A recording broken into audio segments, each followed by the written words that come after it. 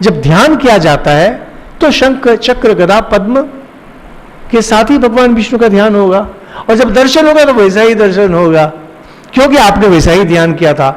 लेकिन उसी भगवान का जब आप शिव के रूप में ध्यान करेंगे तब वो आपको त्रिशूल और डमरू लेकर के दिखाई पड़ेंगे, तो आपको आश्चर्य लगेगा कि अरे ये क्या हो गया, क्योंकि आप अपने मन में जो धारणा बना के रखे हैं वह परमात्मा जो अनंत है, सर्वशक्तिमान है, आपके सामने उसी रूप में उपस्थित होंगे।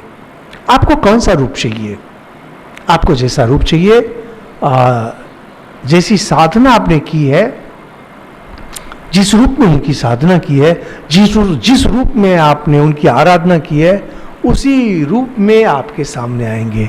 और अगर कल को आप बोलते हैं नहीं मुझे तो यह रूप नहीं चाहिए, मुझे दूसरा रूप देखना है, तो साधना कीजिए दूसरे रूप की, अब आपको उसी दूसरे रूप में दिखाई पड़ेंगे। और अगर बहुत भाग्यशाली आप हैं, जैसे श्री रामकृष्ण देव साधना में सिद्ध थे, तो कभी कभी वो साधना नहीं कर रहे हैं तब भी अलग अलग रूप उनके सामने उपस्थित हो जाते थे। हम लोग इससे प्राय सोचते हैं कि जो देवी देवता है या भगवान है वो भी हमारे ही जैसे शरीर ही है जो कहीं रहते हैं। दूर में कोई कैलाश है और दूर में कोई वैकुंठ धाम है और कहीं क्षीर सागर है, वहां पर हमारे जैसे यहाँ हमसे अधिक शक्तिशाली है, ऐसा कुछ नहीं है। जो शुद्ध चैतन्य, बिल्कुल शुद्ध चैतन्य, वही शुद्ध चैतन्य जब मन के माध्यम से आते हैं ना, तो उस मन को आपने जैसा बना के रखा था वैसा ही दिखाई देंगे। आप घर में आप पानी रखे हैं और गर्मी का समय है, आप बर्फ जमाना चाहते हैं।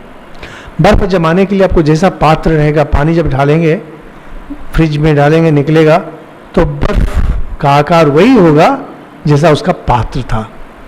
पानी का अपना कोई आकार नहीं है। ईश्वर जो निर्गुण निराकार है उनका कोई आकार नहीं है। और ये हमारा जो मन है वह मन उस पात्र के समान है जिसमें पड़ करके पानी का आकार बदलता है, और उस कारण से पानी जब जम जाता है वह बर्फ बनता है, बर्फ की आकृति बदल जाती है। ईश्वर सनातन है, ईश्वर सर्वव्यापी है, लेकिन हमारे मन में जब आते हैं तो बिल्कुल हमने जैसी आराधना की थी वैसी ही आएंगे। और अगर आपने आराधना नहीं की है तब क्या होगा, कुछ भी नहीं आपको दिखाई देगा, क्योंकि आपने आराधना नहीं की है। जैसी आराधना करेंगे वैसे ही वो आपको दिखाई देंगे।